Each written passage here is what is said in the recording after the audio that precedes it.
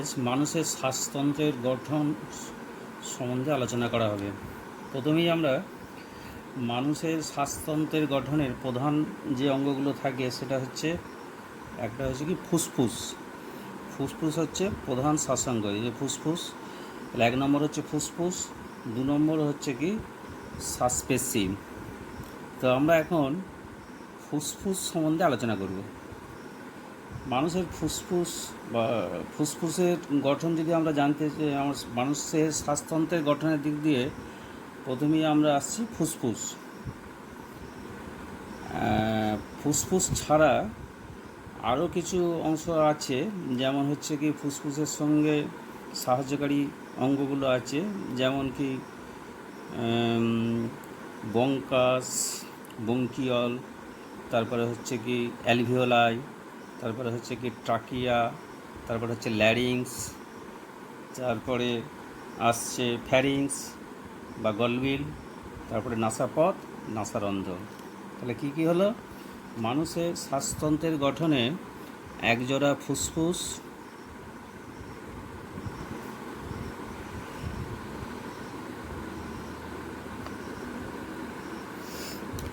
একজোড়া বঙ্কাই,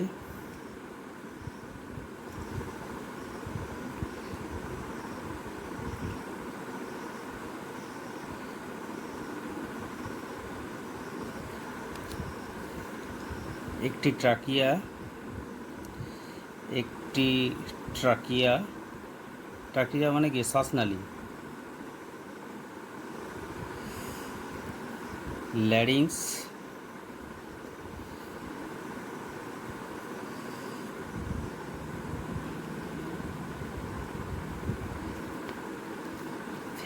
ফ্যারিংস মানে গলবিল,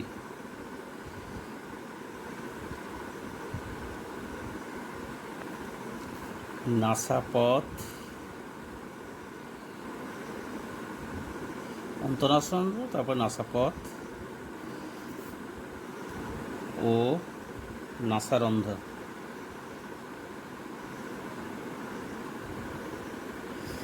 এছাড়া আমি বললাম যে মানুষের শ্বাসতন্ত্রের সঙ্গে যুক্ত আছে বিভিন্ন রকম পেশি, তার মানে মধ্যচ্ছদার পেশি, তারপরে বক্ষীয় যে পেশিগুলো আছে, এই পেশিগুলো নিয়েই হচ্ছে মানব দেহে শ্বাসতন্ত্রের গঠন।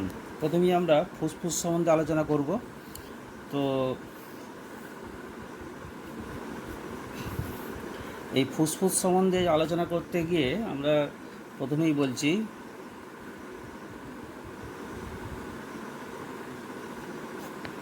ফুসফুসে দেখো দুটো ফুসফুস আছে, একটা হচ্ছে কি ডান, একটা হচ্ছে বাম। আমার ডান ফুসফুসটার মধ্যে আমি ভালো করে দেখিয়েছি ছবি এঁকে, যে ফুসফুস দুটো দেখতে কিছুটা ত্রিকোণাকার হবে আর কি, ত্রিকোণাকার। এবং ফুসফুসের বাইরে দেখো দুটো আবরণী আছে, এই আবরণীকে বলা হয় প্লুরা দুটো স্তর আছে।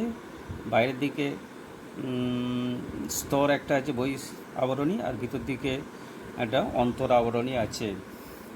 বাইরের দিকটা বলা হচ্ছে প্যারাইটাল, এটা প্যারাইটাল, আর ভিতরের দিকেটা বলা হচ্ছে ভেসেরাল প্লুরা। এই প্লুরার মাঝখানে আন্তঃপ্লুরা গহ্বর আছে, এখানে বাতাস পূর্ণ থাকে, আন্তঃপ্লুরা গহ্বর থাকে। এটা ফুসফুসের ভিতরের অংশকে রক্ষা করে। যাই হোক, ফুসফুস দুটো দেখতে কেমন না, ফুসফুস দুটো আমাদের যে মধ্যচ্ছদা আছে বক্ষ গহ্বরে মধ্যচ্ছদার ঠিক ওপরে হৃৎপিণ্ডের দুপাশে দুটো ফুসফুস থাকে। এবং ফুসফুসের মধ্যে দেখো অসংখ্য সূক্ষ্ম নালিকা, মানে এখানে বলা হচ্ছে কি যে এক একটা অংশকে বঙ্কাস বলে, শ্বাসনালীর এক একটা শাখাকে বলা হয় বঙ্কাস থেকে শাখা প্রশাখা বিভক্ত হয়েছে বঙ্কিয়ল থেকে আবার হয়েছে কি অ্যালভিওলাই। এই অ্যালভিওলাইকে বলা হচ্ছে কি বায়ুথলি। এই বায়ুথলির মধ্যে থাকে অসংখ্য সূক্ষ্ম রক্তজালিকা। এই রক্তজালিকাগুলো গ্যাসীয় আদান প্রদানে সাহায্য করে, মানে অক্সিজেন গ্রহণ এবং বর্জনে সাহায্য করে। তাহলে আমরা ফুসফুস দুটো মোটামুটি এই হচ্ছে এক একটা ফুসফুসের বিভিন্ন রকম গঠন আলোচনা করলাম। প্লুরা, বঙ্কাস, বঙ্কিয়ল আর অ্যালিভিওলাই বা বায়ুথলিগুলো হচ্ছে কি রক্তজালক পূর্ণ, এখানে গ্যাসীয় আদান প্রদান ঘটে। প্রতিটা ফুসফুসে দেখো একটা করে নালী যুক্ত হয়েছে, একে বলা হচ্ছে কি শ্বাসনালী। তাহলে শ্বাসনালী আমরা দেখতে পাচ্ছি যে এই শ্বাসনালীটা সাধারণত 5 থেকে 8 সেন্টিমিটার লম্বা হয়। তারপরে বলা হচ্ছে কি শ্বাসনালীর মধ্যে অসংখ্য চুড়ির মতো আর কি, মানে এরকম গোলাকার কি থাকে, তরুণাস্থিযুক্ত অংশ থাকে। এই তরুণাস্থিযুক্ত অংশ থাকার জন্য শ্বাসনালীতে বাতাসে নেওয়ার সময় চুপসে যায় না। তাহলে তরুণাস্থিযুক্ত এরকম কতগুলো চুড়ির মতো অংশ দেখা যাচ্ছে, এগুলোকে বলা হচ্ছে শ্বাসনালীর মধ্যে দেখা যায়। শ্বাসনালীকে দৃঢ়তা প্রদানে সাহায্য করে, বাতাসের সময় চুপসেতে দেয় না। শ্বাসনালী পরের অংশটা আমরা দেখতে পাচ্ছি কি ল্যারিংস মানে কি, ল্যারিংস হচ্ছে ষড়যন্ত্র। এই ষড়যন্ত্র বা ল্যারিংসের মধ্যে আমরা কি করি, শব্দ উৎপন্ন করে, এখানে ষড়যন্ত্র বলা হচ্ছে এই জন্য। দুটো তরুণাস্থিনিমিত পর্দা থাকে। তারপরে ল্যারিংসের ওপরে ঠিক এই জায়গাটায় একটা ছিদ্র থাকে, এই ছিদ্রটাকে বলা হচ্ছে গ্লটিস। তাহলে এখানে একটা গ্লটিস থাকে, শ্বাস ছিদ্র বলে। তাহলে এই গ্লটিস থেকে আবার গলবিল, এখানে গলবিল এসে গলবিল অংশটাকে এখানে নাসা গহ্বরে গলবিল, এই গলবিল থেকে আবার অন্তনাসারন্ধ পথ দিয়ে এখান থেকে গ্লটিস থেকে আবার নাসাপথ থেকে বহির্নাসারন্ধ দিয়ে দেহের বাইরে মুক্ত হচ্ছে। তাহলে এখানে মোটামুটি আমি ফুসফুসের মধ্যে গঠনটার সঙ্গে সঙ্গে অন্যান্য যে সাহায্যকারী অঙ্গগুলো আছে সেগুলো আলোচনা করলাম। এরপরে আমরা যেটা বলতে চাইছি, আমাদের প্রত্যেকটা ফুসফুসে এই যে অসংখ্য বায়ুথলি থাকে, এই বায়ুথলির সংখ্যা হচ্ছে মোট বায়ুথলির সংখ্যা 30 থেকে 40 কোটির মতো। বুঝতে পারছো, 30 থেকে 40 কোটির মতো থাকে। বাম এবং ডান মিলিয়ে, দুটো ফুসফুসে মিলিয়ে 30 থেকে 40 কোটি বায়ুথলি থাকে। আর ফুসফুস থেকেই আবার ফুসফুসীয় ধমনী ফুসফুসে প্রবেশ করে এবং ফুসফুসে অসংখ্য শাখা প্রশাখায় বিভক্ত হয়ে সূক্ষ্ম জালিকা সৃষ্টি করে। সেই জালিকাগুলি বায়ুথলির সংলগ্ন অবস্থানে অবস্থান করে। আর যেটাকে বলা হয়েছিল বঙ্কাজকে আরেকটা নাম হচ্ছে ক্রোম শাখা। এগুলো ক্রোম শাখাগুলো ট্রাকিয়া থেকে উৎপন্ন হয়েছে, দুটো ভাগে ভাগ হয়ে গেছে। তারপরে বলা হচ্ছিল ট্রাকিয়া। এই ট্রাকিয়া মানে দুটো ক্রোম শাখা একসাথে যুক্ত হয়ে একটা ট্রাকিয়া গঠন করেছে। এটাও তরুণাস্থি নির্মিত। এটি আবার ল্যারিংস বা ষড়যন্ত্রের সঙ্গে যুক্ত হয়েছে। ষড়যন্ত্রের মধ্যে দুটি ভোকাল কর্ড থাকে যারা আমাদের স্বর সৃষ্টি করে। তারপরেই হচ্ছে গলবিল বা ফ্যারিংসটা এখানে, গলবিলটা এখানে আছে, মুখবিবরের যে জায়গাটা আছে এই জায়গায় গলবিল। এখন এই গলবিল অঞ্চলে ল্যারিংস শ্বাসছিদ্র বা গ্লটিস দ্বারা ফ্যারিংসের সঙ্গে যুক্ত হয়েছে। এখানে শ্বাসছিদ্র গ্লটিসের সঙ্গে গলবিলের সঙ্গে যুক্ত হয়েছে। তরুণাস্থিমিত ঢাকনা থাকে, এই ঢাকনাটার সাহায্যে বাতাস এটাকে এর সঙ্গে আরেকটা বলি, এপিগ্লটিস মানে এখানেও একটা ঢাকনা থাকে এই গ্লটিসের মুখে। এই এপিগ্লটিস ঢাকনাটা যখন শ্বাসক্রিয়া সবসময় চলে, যখন আমরা খাদ্য গ্রহণ করি তখন কিন্তু এই ঢাকনাটা বন্ধ থাকে। আবার যখন খাদ্য গ্রহণ বা জল টল খাই তখন কিন্তু বন্ধ থাকে। যখন আবার খাই না তখন কিন্তু এটা সবসময় খোলা অবস্থায় আমরা শ্বাসক্রিয়াটা সবসময় করে থাকি। এইভাবে আমরা শ্বাসক্রিয়াটা মানে মানব দেহের শ্বাসতন্ত্রের গঠনগুলো মোটামুটি আলোচনা করলাম। এরপরে আমি আসবো যে শ্বাসপেশি কি। শ্বাসপেশি হচ্ছে এই একটা মধ্যচ্ছদা, মানে একটা পেশিবহুল পর্দা থাকে, যে পর্দাটা দিয়ে বক্ষ গহ্বর এবং উদর গহ্বর দুটোকে আলাদা করে দিয়েছে। তাহলে মধ্যচ্ছদা হচ্ছে কি একটা পেশিবহুল পর্দা যেটা বক্ষ গহ্বর এবং উদর গহ্বরকে আলাদা করে দিয়েছে। এটা যদি আমরা খুব বেশি পরিমাণে খাওয়া দাওয়া করি তাহলে কিন্তু আমাদের ফুসফুসের উপর চাপ সৃষ্টি হতে দেয় না, মধ্যচ্ছদা সেটাকে গার্ড করে। আর কি আছে না, আমাদের বক্ষ গহ্বর এই ফুসফুসের যেখানে আছে সেটা হচ্ছে বক্ষ পঞ্জরের মধ্যে দুটি পঞ্জর অস্থির মধ্যে কিছু পেশি থাকে, এগুলোকে বলা হয় বক্ষ পেশি। তাহলে এই বক্ষ পেশিগুলো কিন্তু এখানে আমাদের শ্বাসক্রিয়ায় সাহায্য করে। ঠিক আছে, এই হলো মানবদেহের ফুসফুসের গঠন। মানুষের শ্বসন কৌশল। এখন মানুষের শ্বসন প্রক্রিয়াটি দুটি পর্যায়ে সম্পন্ন হয়। তাহলে দুটি শ্বসন কৌশলটি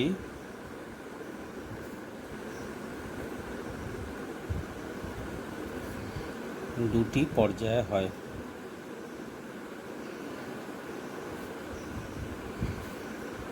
যথা আমরা যদি দেখি তাহলে 1 নম্বর কি পাবো? 1 নম্বর হচ্ছে প্রশ্বাস,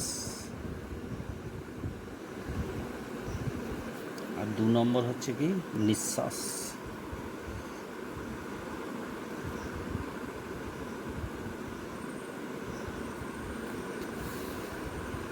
প্রশ্বাস আর নিঃশ্বাস বা শ্বাসত্যাগ।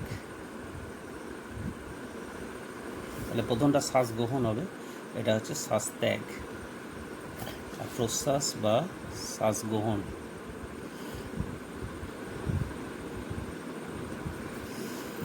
দুটো পর্যায়। আচ্ছা, এখন আমরা প্রথম পর্যায় নিয়ে আলোচনা করব। তাহলে প্রথম পর্যায়টা কি আছে? প্রশ্বাস বা শ্বাস গ্রহণ। প্রশ্বাস বা শ্বাস গ্রহণ।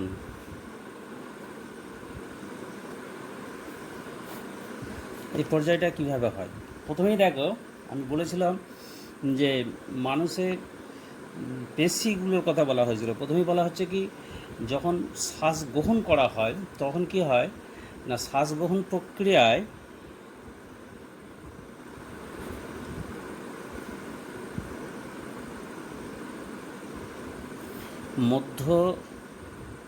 মধ্যচ্ছদা এবং বক্ষ পিঞ্জর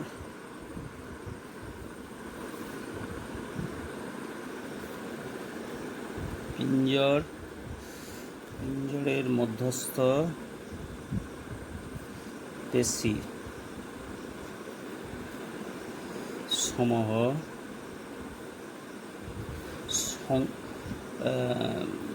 সংকুচিত হয়।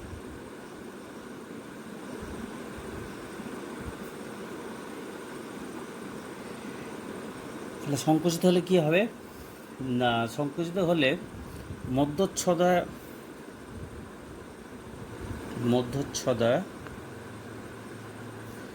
নিচের দিকে নেমে যায়।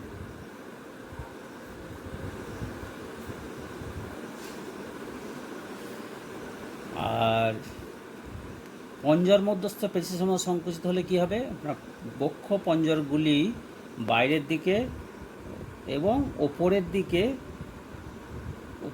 তোলে। তাহলে আর কী হবে বলা হলো না, পঞ্জর মধ্যস্থ পেশি সংকুচিত হলে বক্ষ পঞ্জর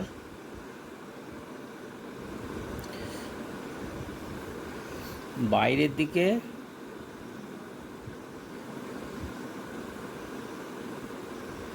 এবং উপরের দিকে তোলে।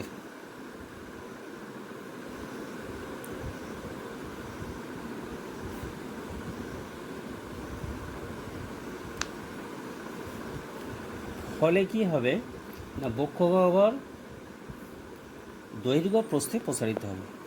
ফলে বক্ষ গহ্বর দৈর্ঘ্যে ও প্রস্থে প্রসারিত হবে।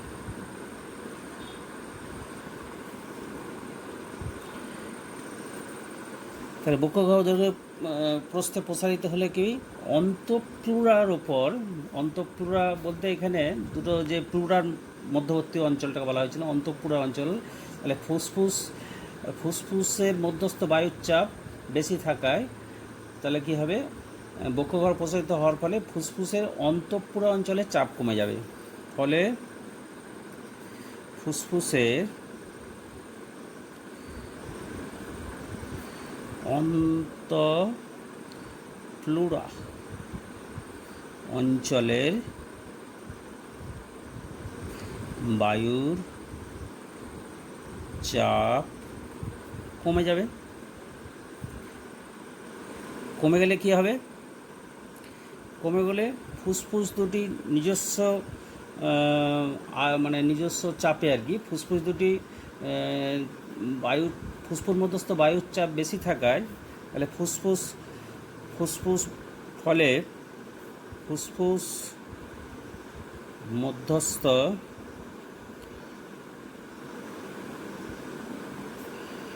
বায়ুর চাপ বেশি থাকায় ফুসফুস দুটি আয়তনে বাড়বে।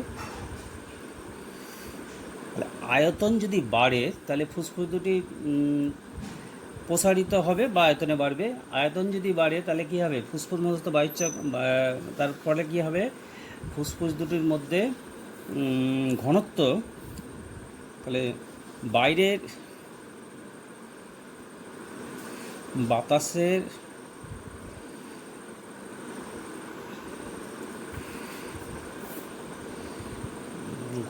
অক্সিজেনের ঘনত্ব অপেক্ষা ফুসফুসের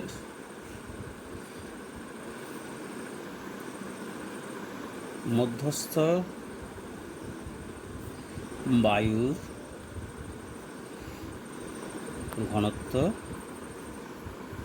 কম হবে। ফলে বাহির থেকে অক্সিজেন যুক্ত বাতাস বহির নাসা রন্ধ্র অন্ত নাসা রন্ধ্র গলবিল গ্লটিস ল্যারিংস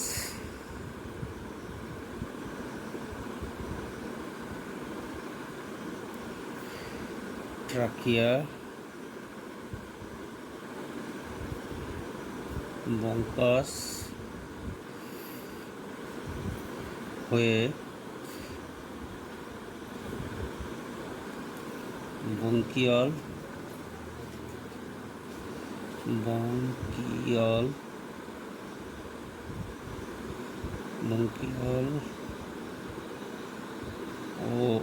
এবং সবশেষে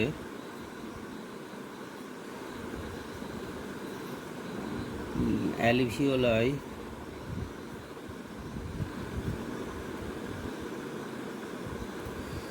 বা বায়ু থলিতে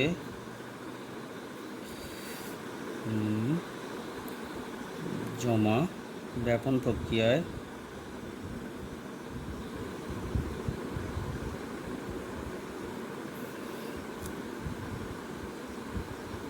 আসবে।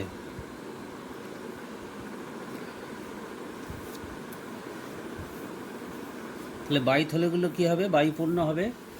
এরপর বায়ুথলিগুলো বায়ুপূর্ণ হলে বায়ুথলিগুলি বায়ুপূর্ণ হবে। এই বায়ুথলিগুলি বায়ুপূর্ণ হবে। বায়ুথলিগুলো বায়ুপূর্ণ হওয়ার পর ব্যাপন প্রক্রিয়ায় রক্তের সঙ্গে বায়ুর আদান প্রদান ঘটবে, বায়ুপূর্ণ হবে এবং ব্যাপন প্রক্রিয়ায় রক্তের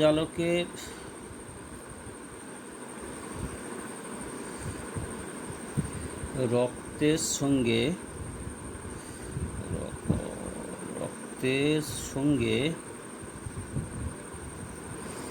বায়ুর আদান প্রদান হবে।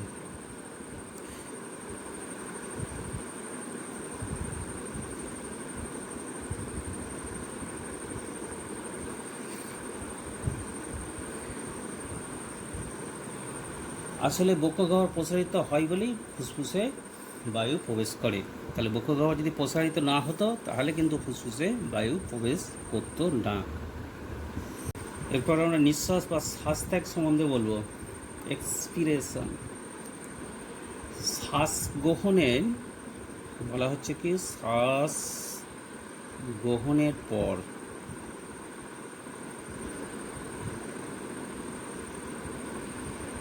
শ্বাসপেশিগুলি শিথিল হয়।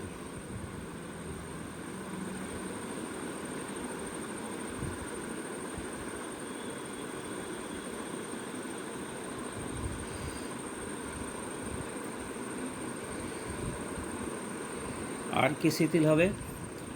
শিথিল হয় মধ্যচ্ছদা পুনরায় ওপরে উঠে আসে।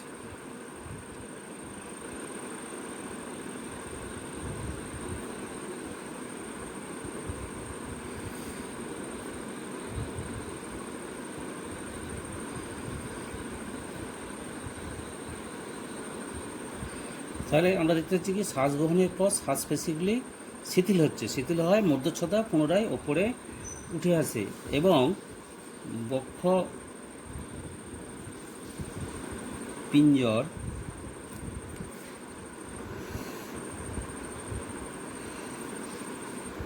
আগের অবস্থায় ফিরে আসে।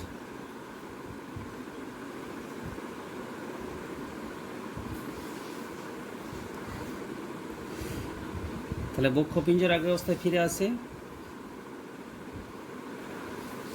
এরপর কি হয় না, বক্ষগহ্বরের প্রাচীর প্রসারিত ফুসফুসের উপর চাপ দেয়। তাহলে কি হবে না, বক্ষ গহ্বরে প্রাচীর ফুসফুস দুটির উপর চাপ দেয়। চাপ দিলে কি হবে না, ফুসফুস মধ্যস্থ বাতাস, ফলে কি হবে বলছি, ফুসফুস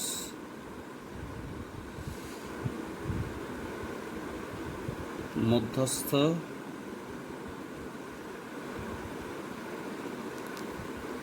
CO2, ফুসফুসের আয়তন কমে যাবে।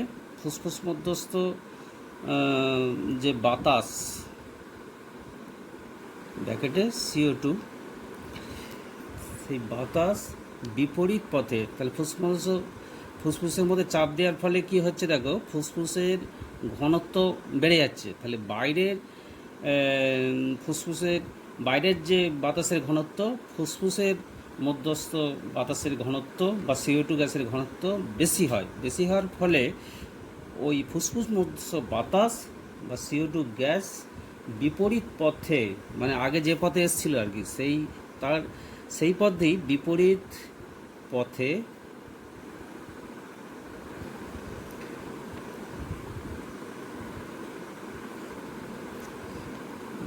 পথে বলতে বলে দিচ্ছি আমি, ওই যেমন হচ্ছে অ্যালভিওলাই থেকে বঙ্কিয়ল, বঙ্কিয়ল থেকে বঙ্কাস, বঙ্কাস থেকে ট্রাকিয়াল, ল্যারিংস, গ্লটিস, গলবিল, অন্তনাসরন্ধ্র, বহিনাসরন্ধ্র এবং বহিনাসরন্ধ্র ছিদ্র দিয়ে দেহের বাইরে নির্গত হয়। তার মানে বিপরীত পথে, আগের যে পথে এসেছিল সেই পথের মাধ্যমে বহির নাসারন্ধ্র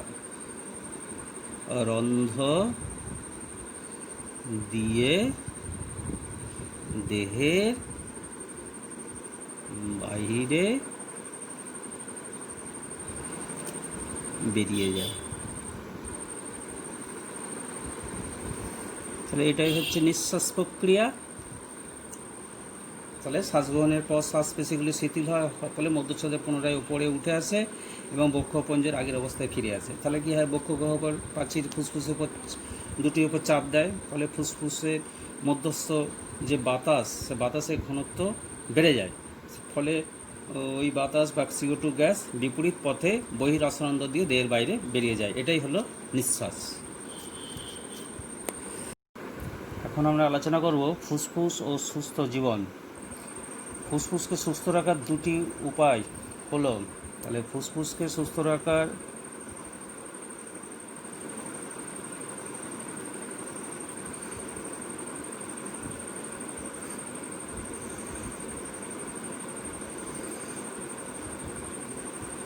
দুটি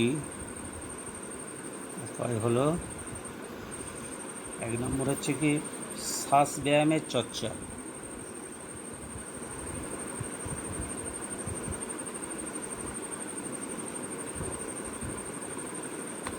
দু নম্বর হচ্ছে ধূমপান ত্যাগ,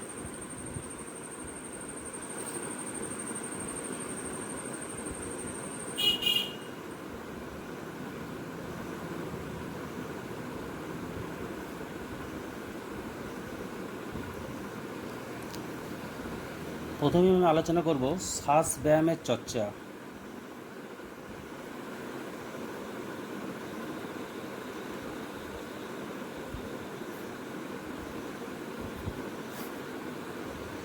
শ্বাস ব্যায়ামের চর্চার জন্য আমাদের কতগুলো ব্যায়াম করতে হবে, সে ব্যায়ামগুলো মুক্ত বাতাসে করতে হবে, এর ফলে ফুসফুসের বায়ু ধারণ ক্ষমতা বৃদ্ধি করতে হবে। তাহলে ফুসফুসের বায়ু ধারণ ক্ষমতা বৃদ্ধির জন্য কতগুলো ব্যায়াম আমাদের করতে হবে। তাহলে ফুসফুসের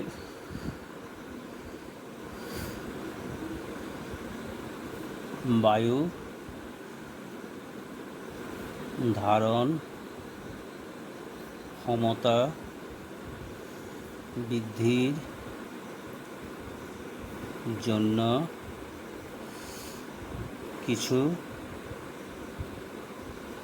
ব্যায়াম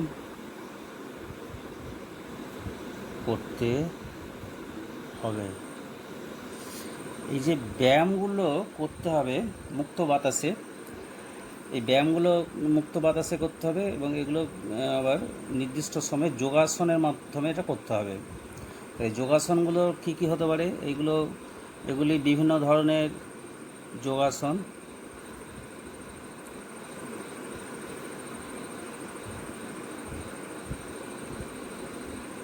যথা বৃক্কাসন,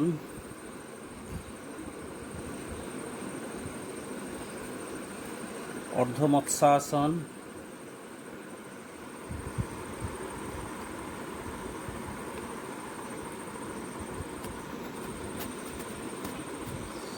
মৎস্যান্দাসন, যোগ মুদ্রাসন,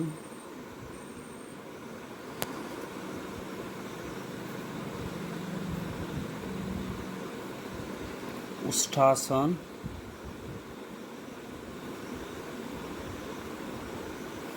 ইত্যাদি।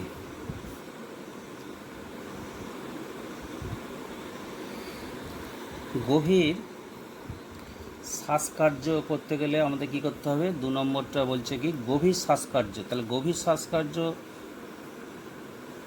যে বাতাসটা ধরে তার থেকে বেশি পরিমাণে বাতাস ফুসফুসের মধ্যে আবদ্ধ করতে হবে। গভীর শ্বাসকার্য করতে গেলে হবে বলপূর্বক শ্বাস গ্রহণ ও শ্বাস ত্যাগ পদ্ধতি।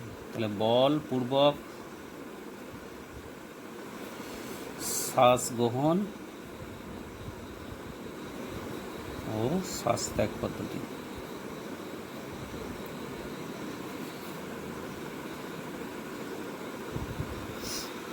যা ধীরে ধীরে কয়েকটি পর্যায়ে চর্চা করতে হবে। এটা করতে গেলে আমাদের প্রাণায়ামের মাধ্যমে করতে হবে, ধীরে ধীরে প্রাণায়ামের মাধ্যমে করতে হবে।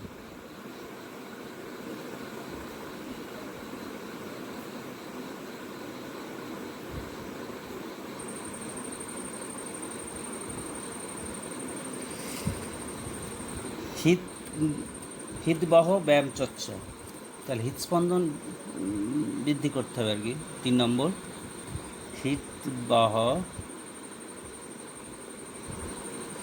ব্যায়াম চর্চা।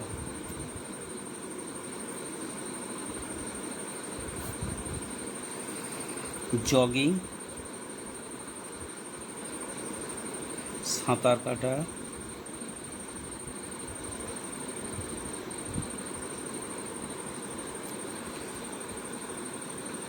হাঁটা,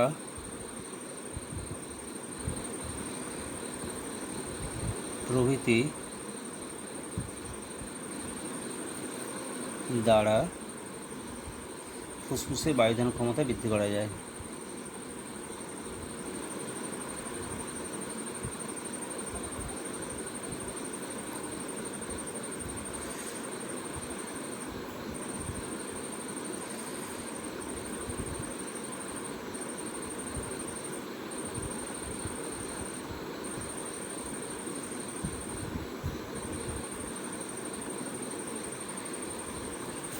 এর পরের আমি যেটা বলছিলাম, ধূমপান ত্যাগ।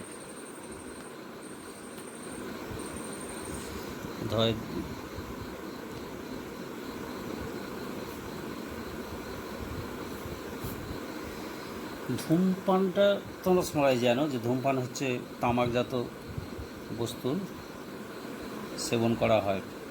ধূমপান আমরা জানি স্বাস্থ্যের পক্ষে অত্যন্ত ক্ষতিকর। তাহলে ধূমপান প্রথমেই আমি যদি বলি, ধূমপান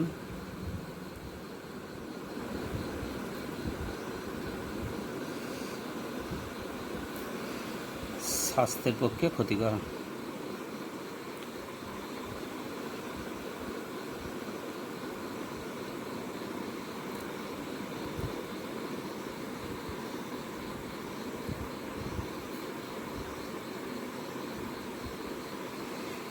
ধূমপান স্বাস্থ্যের পক্ষে ক্ষতিকর।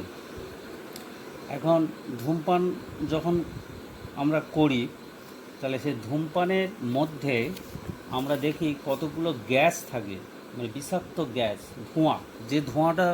যে ধোঁয়াটা ধূমপানের মাধ্যমে, ধূমপানের মধ্যে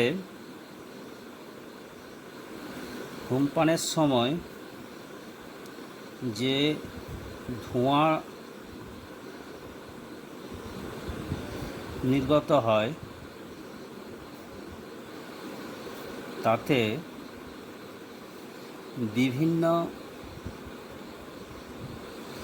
দূষিত গ্যাস থাকে, যেমন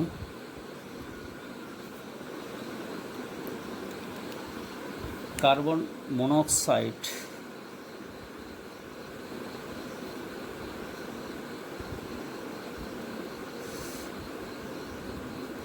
carbon die oxide,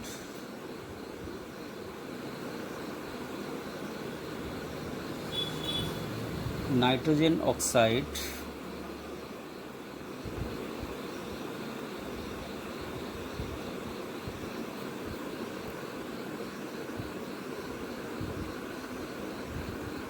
acetone,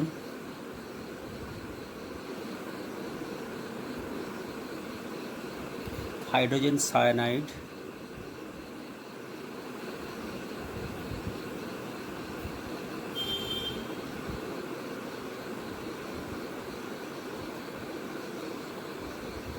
benzopyrene.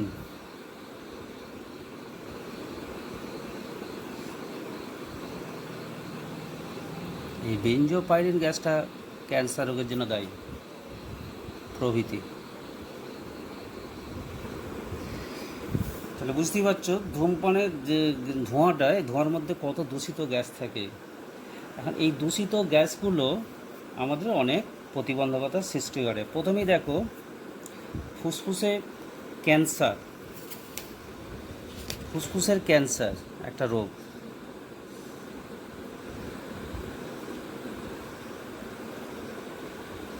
তা ধূমপানের দ্বারা ফুসফুসে ক্যান্সারে প্রায় 85% ধূমপানই হলো মূল কারণ। তাহলে ক্যান্সারের 85% হলো ধূমপানই হলো মূল কারণ। 85% হলো ধূমপান।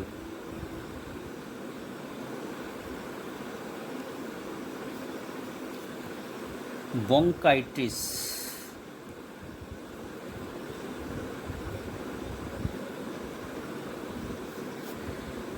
এটা একটা রোগ।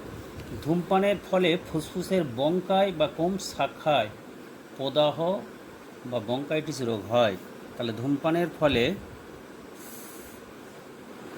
ধূমপানের ফলে ফুসফুসে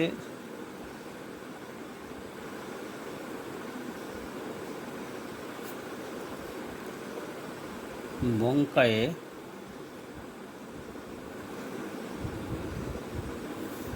প্রদাহ বা বঙ্কাইটিস রোগ হয়।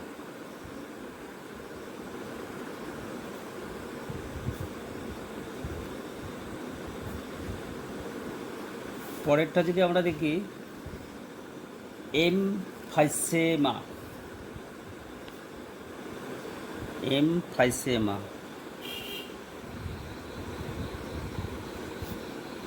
এই রোগটা আবার কি না, এই রোগে ফুসফুসের বায়ুথলির স্থিতিস্থাপকতা হ্রাস পায়, ফলে শ্বাসবায়ুর বিনিময় বাধাপ্রাপ্ত হয়।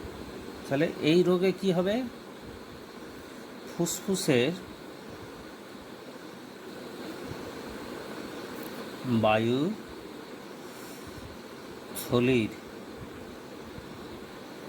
বায়ুর ধারণ ক্ষমতা, বায়ুথলির স্থিতিস্থাপকতা হ্রাস পায়।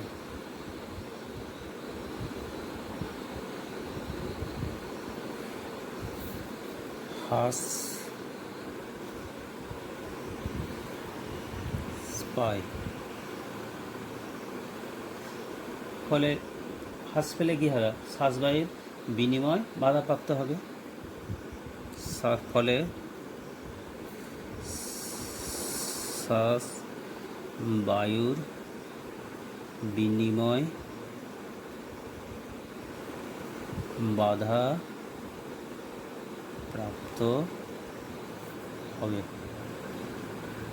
এই হলো এমফাইসেমা।